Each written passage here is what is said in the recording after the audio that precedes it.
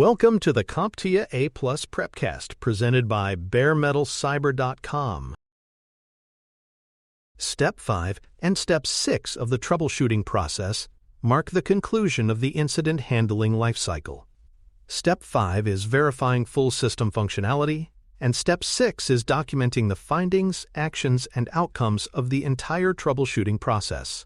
Together, these steps confirm that the issue has been completely resolved and create a reliable record for future reference.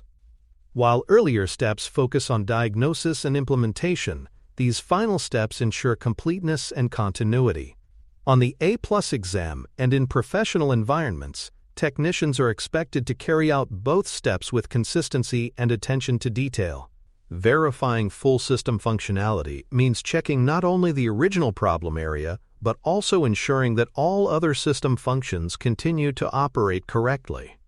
The resolution should not introduce new issues, break dependencies, or cause side effects. This includes testing peripherals, applications, network connectivity, and system performance. The goal is to deliver a fully functional system that meets the user's expectations and avoids a return visit or follow-up complaint.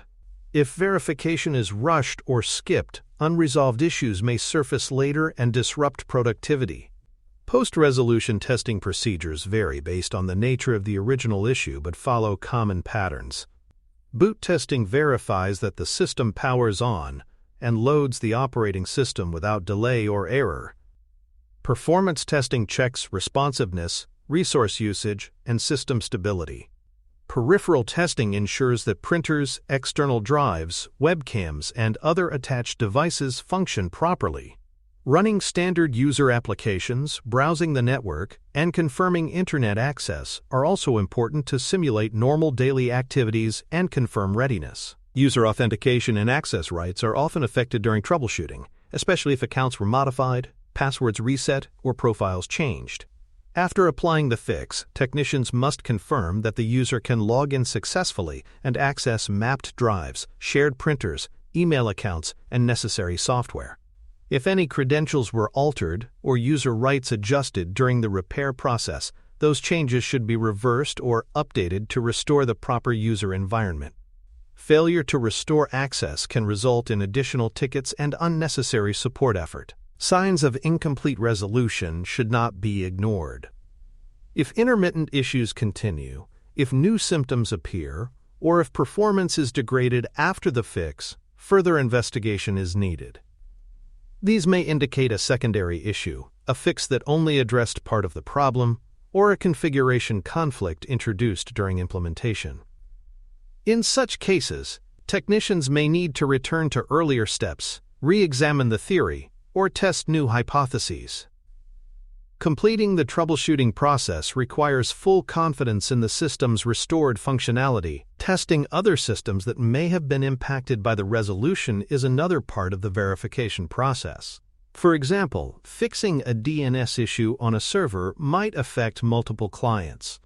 Updating a printer driver could cause changes on multiple user machines. Shared systems like log servers, directory services, or wireless access points must be checked to ensure that the fix has not introduced unintended side effects. Monitoring system logs and observing the status of shared services helps confirm that the resolution did not create new risks. User validation is a crucial final component of verification.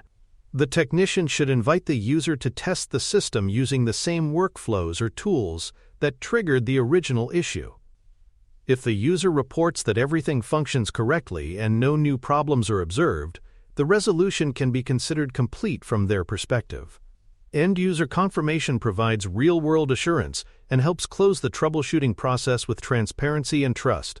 When users are part of the verification, their confidence in the support process increases. Documentation is the final step and must be handled thoroughly and professionally. A complete record should include the problem description, diagnostic steps, resolution plan, and actions taken. Any tools used, parts replaced, or updates applied should be noted, along with timeframes and any relevant notes about environment conditions or user interaction. This documentation becomes part of the support history and contributes to knowledge sharing across the team or organization. In some environments, it may also be required for compliance or audit purposes. Ticketing systems and help desk platforms are standard tools for entering this documentation. Technicians should use consistent terminology, select the appropriate categories or issue types, and fill out all required fields.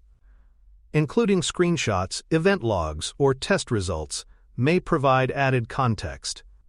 Good ticket entries not only inform future technicians but also support performance tracking, service level reporting, and process improvement. Documentation ensures that the resolution can be reviewed, repeated, or audited with confidence. For more cyber-related content and books, please check out cyberauthor.me. Also, there are other prepcasts on cybersecurity and more at baremetalcyber.com.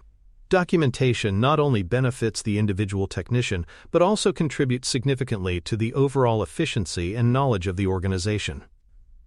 When findings, fixes, and outcomes are consistently recorded, it prevents duplicate work by providing a historical reference for recurring issues. Technicians encountering a familiar error can search past tickets or knowledge base entries to identify previously used solutions and avoid restarting the troubleshooting process from scratch.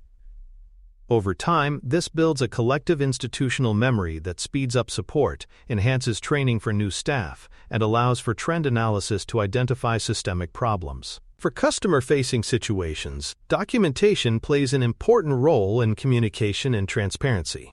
Providing the user with a brief summary of what was done and what the outcome was reassures them that their issue was handled professionally.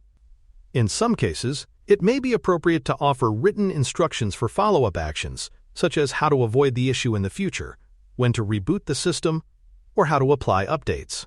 This adds a layer of customer service to technical support and improves the user's perception of the support process. Hardware replacements, in particular, must be carefully documented.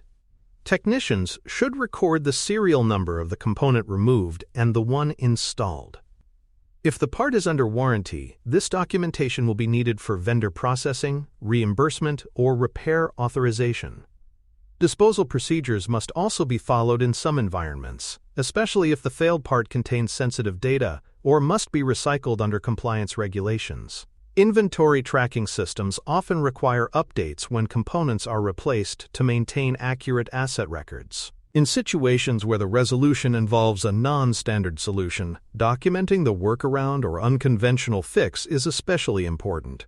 Not all issues can be solved through textbook methods, and unique environments sometimes call for creative solutions. Whether it's an undocumented setting tweak or a temporary measure used to stabilize a system, these actions must be clearly described. This prevents confusion for the next technician who encounters the same system and ensures that the fix is understood in context. It also flags issues that may need to be escalated for long-term review or policy updates.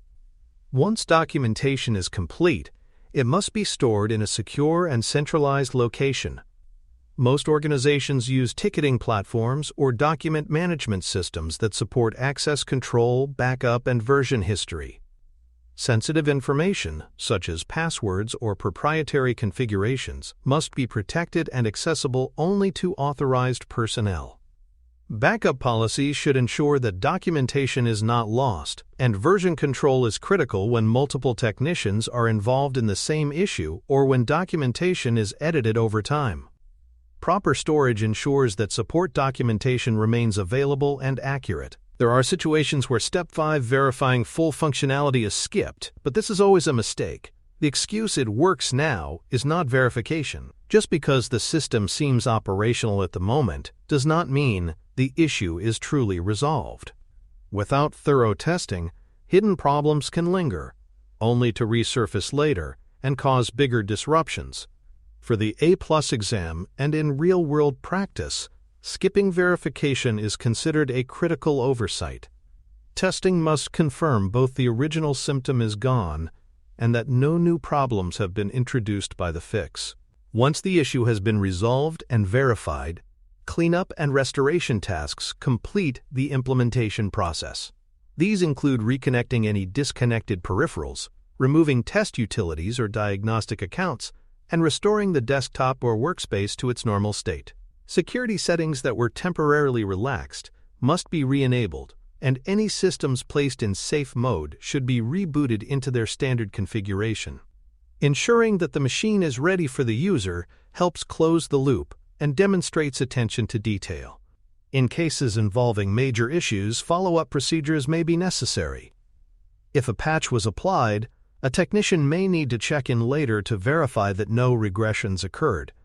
For hardware replacements, a follow-up might confirm that the new part performs reliably under normal workloads. Some issues may require monitoring over time, such as watching system logs for recurring warnings or watching for performance drops.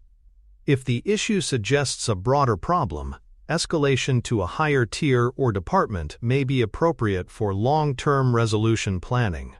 A complete example of verification and documentation would look like this. A user reports that their system is freezing intermittently. The technician identifies faulty RAM as the root cause, replaces the module, and boots the system successfully. They then run a memory diagnostic, test application responsiveness, and verify the user can access their files and print documents. The user confirms that everything is working. The technician enters a detailed ticket with timestamps, serial numbers, diagnostic results, and the resolution steps. A reminder is added to follow up in 3 days to ensure stability. This cycle reflects a professional, comprehensive troubleshooting resolution. To summarize, verifying full system functionality and documenting the process are not just formalities. They are vital components of successful support. These steps confirm that the fix worked, ensure the system is stable, and provide a detailed record for future reference. Completing these steps thoroughly prevents recurring issues, supports training and audits, and contributes to higher user satisfaction. Closing out the troubleshooting process with careful verification and comprehensive documentation ensures that support is not only effective in the moment, but sustainable over time. Thank you for listening. Please visit baremetalcyber.com for more cybersecurity information, podcasts, books, and more.